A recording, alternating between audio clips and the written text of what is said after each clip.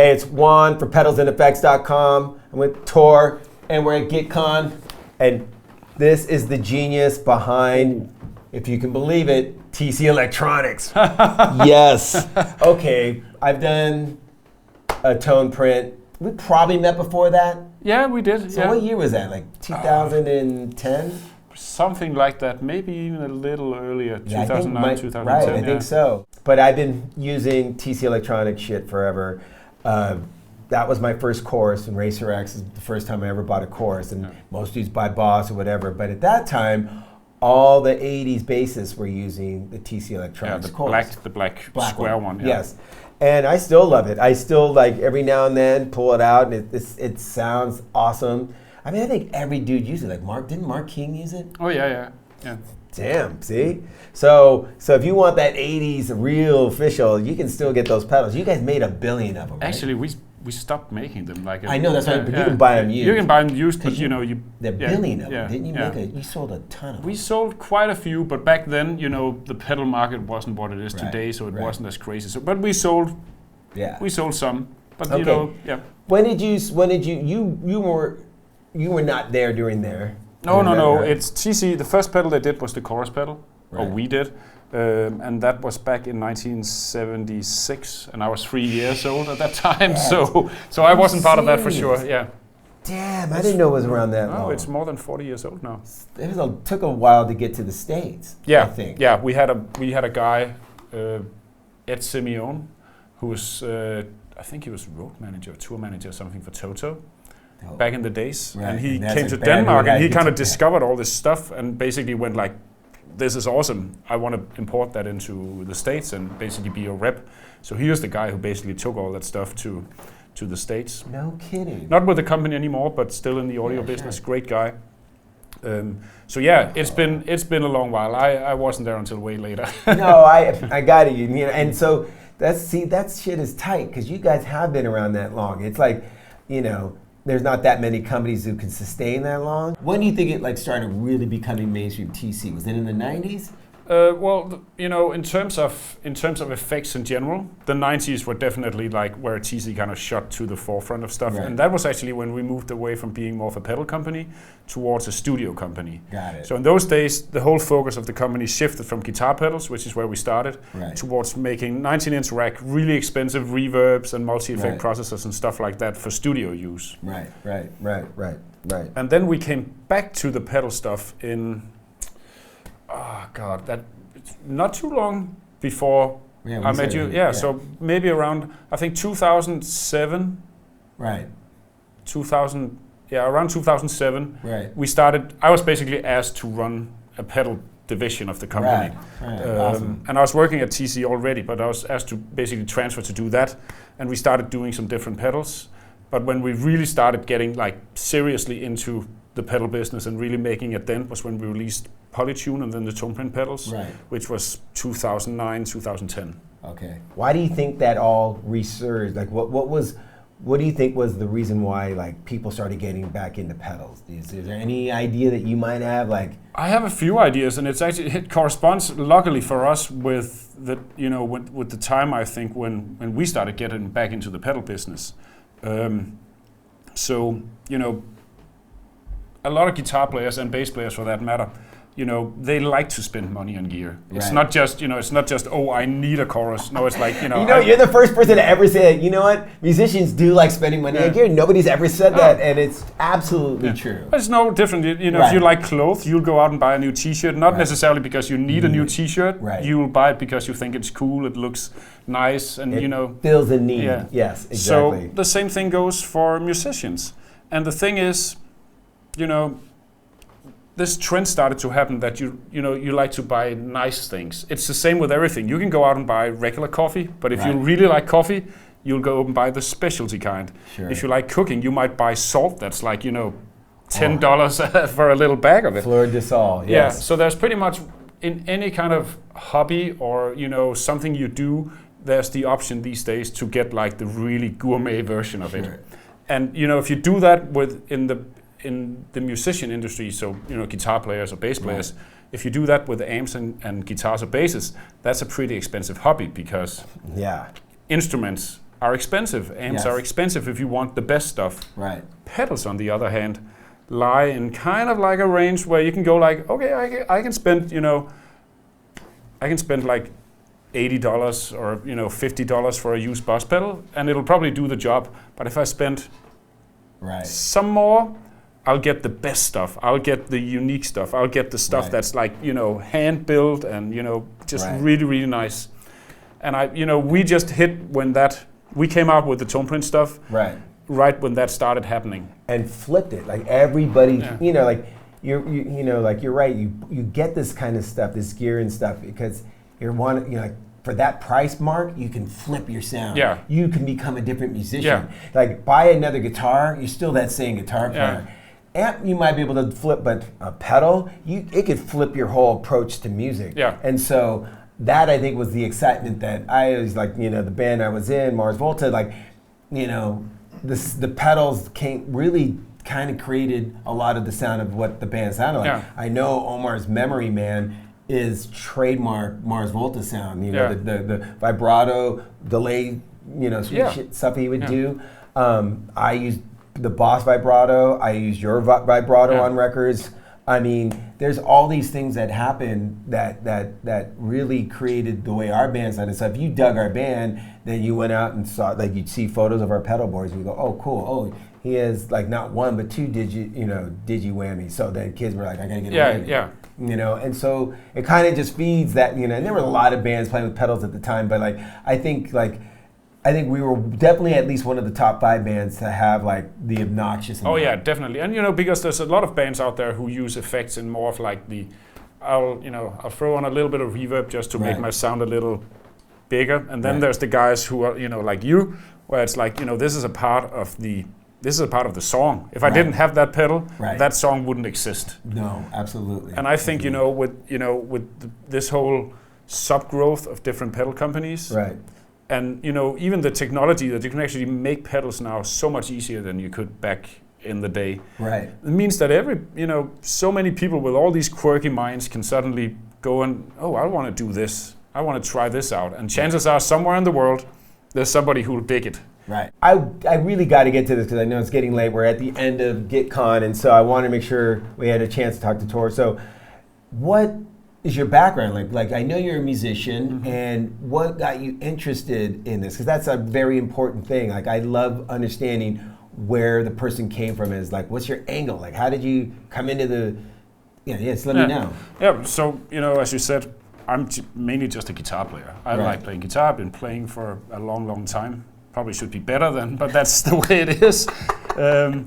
So like pretty much any kid growing up in Denmark, and especially in Aarhus where TC is based, we would have TC pedals and TC effects in our racks or in our, which was racks at that point. And the best thing you could get from TC at that point was the GeForce. There's like a rack processor, multi-effect rack processor. And I was playing in a metal band, and I was doing quite a lot of touring at that point. So I was like, I need the good stuff, and I need something where I can switch between a bunch of different effects really fast. So I got the GeForce. And at that point, I was used to like a Crybaby and maybe a simple delay with 3 knobs and stuff like that. And I opened up this thing, and it's like, I had no idea how to work on any of it because it was really complicated compared to other stuff. So even if you wanted to do like a dynamic delay or a docking delay, there wasn't like a preset for that. What you'd have to do is you'd take the delay, then you'd go into this audio matrix, and you'd have to make a send return on the delay and add an envelope. So basically a modifier, and you'd have to assign that envelope to the effects level. So it's like you were basically sound designing. And so when I got it, I was like, I don't know anything about that. So I just basically sat down and just spent a hell of a lot of time figuring out, again, not coding stuff, but figuring out how do effects work? What do you have to do to make, why does a chorus sound the way it does on a technical level? And all this stuff. I was supposed to teach at philosophy at university. That was my background, education-wise. And I got really sick of that at the end of it. So when I finished my degree, I went to another school and I learned how to program web pages. because that was back in the day when, you know, right. when that was kind of new. Yeah. And at the end, it was like a half-year course, and at the last month was like an internship somewhere, unpaid, but it's like, you know, you got to find a place. And I asked out at TC if they needed some help on that, and they were like, oh, what do you know? The very first webpage they had, it's getting kind of long in the tooth. We're gonna do a new version, so you can kind of come in for a month, program that, and then that's it. Right. So I did that, and I kind of just stayed there ever since. And what year was that? That was I just had my 15th year anniversary there, so that must have been in 2002, something like that. Yeah. Wow, no shit. And then, you end up eventually into the design area. Yeah. And, managing production and stuff. That came because somebody figured out you were a guitar player, or did you kind of like let them know, hey man? So I was working in the marketing department. I was doing the web design, and somebody, not me, somebody at TC was kind of looking at the studio market, going, well, this is the high-end studio market because of plugins, and basically that market is in decline. Right. So we got to figure out something else to do, and somebody was thinking, oh, maybe we can assemble a small team of engineers and do some guitar stuff. And the guy who was running the product management team, which is basically what I belong to, it was really odd actually. He called me into his office and he's like, so I was thinking, do you know somebody who might be good at somebody in your some of your friends or something like that, who might be good at doing product management for guitar pedals? And I went home and I was talking to my girlfriend like, it's really odd. I don't know if he kind of indirectly asked me to do it because I'd love to do it, or whether he thought like, you really suck, but you may know somebody who does that. So I went in the next day and said, yeah, I know somebody and it's me. So he was like, he laughed. Yeah, that's what I felt. But I just didn't want to kind of steal you away from the marketing. So I had to have you say it yourself. So that's how, yeah. So that's how that started. And I guess the reason why is just because I'm way too opinionated about stuff like that. I can't keep my mouth shut. So I just, I'd go in there and say, oh, that pedal, that product, it doesn't sound right with this, and I would do it this way instead. Right. And so I guess they just got sick of hearing me complain. So wait a second. So then what was the first project you were part of? The first product was the first pedal I did was Nova Delay, which is like a 2-foot switch delay. And I'm really proud of that pedal still. It kind of looks, it's a black one. Yeah, it's a black one. It looks a little more. Omar had one too, yeah. So the thing about that one, this was a collaboration with a sister company in Canada. Right. And they wanted to do like vocal products on that platform. And I wasn't part of the design process. So what happened was that I basically got like, here's a pedal. It has 5 knobs. It has 5 buttons. Go figure out what it should do. I'm like, oh, okay. So, obviously you pick like a delay and a reverb and stuff, but, it wasn't, I couldn't decide at that point when I started that, well, I don't want 2 buttons, I just want 1, or, I mean, it needs another knob or something like, just like, here it is, and here you can't change anything, go make something out of it. I still think they're cool pedals, but there are a couple of things on there that I probably wouldn't have done had I had like full reign of it. Right, sure. So that's the first product I did. All right, and then what do you think, like if you had to look at all the stuff that you've been a part of, what one are you most proud of, or what do you say like, you know what, man, I killed it on this? Yeah. I think, I have to mention 3 things because, well, definitely. Go for I think, Polytune was the first product we really did where it's like, I think, beforehand we were way more technical in our approach. A lot of like hold and do this and stuff like that. Right. And we basically changed that for Polytune. We knew we had to make something really simple and cool. So I think with Polytune, it's a really good mixture of what I think TC is all about in terms of pedals. It has some kind of weird, unique, innovative thing, which is the polyphonic tuning. Sure. But at the same time, it's also really simple. There's not a lot to it. So that's the first one. And that I think that really, that took us from like, you said we're in the top 6. Back then, we didn't even register. We were non-existent in the pedal business. So with Polytune, we kind of became somebody, that TC thing is kind of cool. Yeah, I think you're right. I think I agree with you. I think that's when it was like, oh shit, you guys are getting big. Yeah. Right. And then the tone print stuff is the next one. And again, I think we came up with something quite unique there, and that really put us on the table. That was when like, oh man, we used to sell hundreds, and now we're selling thousands. That was like, it was like a giant leap in that sense. And the whole idea of the tone print stuff and working with artists, and that really made a big impact. And suddenly being able to build a range of pedals as well. And the last one, is the Ditto Looper. Right. And a lot of times, we always try to come up with something unique in our pedals, something that nobody else has done before, and we try to our best ability to make it something that is actually relevant for the customer, not just something like, we put this in there because there had to be something. You should be able to use it. And a lot of times, it's something that's really technical, and typically it's really hard to do. So, coming up with mesh, it took like 1.5 years to actually implement that. But with Ditto Looper, we took completely the different approach. It was like, okay, so here's these loopers on the market. They do everything in the kitchen sink. I was like, I don't think nobody's using all that stuff. So let's just, take it all away to the point where there's literally almost nothing left. And that's the product. And that blew up. We've sold a lot of those. Yeah, you were saying. I mean, it's incredible how many you've sold. So then now, what are you most excited about? Here we are, we're wrapping it up. Yeah. Toby's like going, will you fucking wrap this shit up? So we're gonna wrap it up. Yeah. What are you most excited about right now? And I think I have an idea, but go for it. Yeah, well, we have, obviously the whole mesh thing is something where it's always the problem when you come up with something new, the thing is really cool, and you have like a bunch of pedals that don't have it. And you're like, oh man, I want to put this in a Octave, I want to put this in this and that and that. So there's a lot of stuff that, where I go like, we can make some really cool, fun stuff with that technology. At the same time, we also have a bunch of cool analog stuff. You saw the June 60. Right. If you do it. Yeah.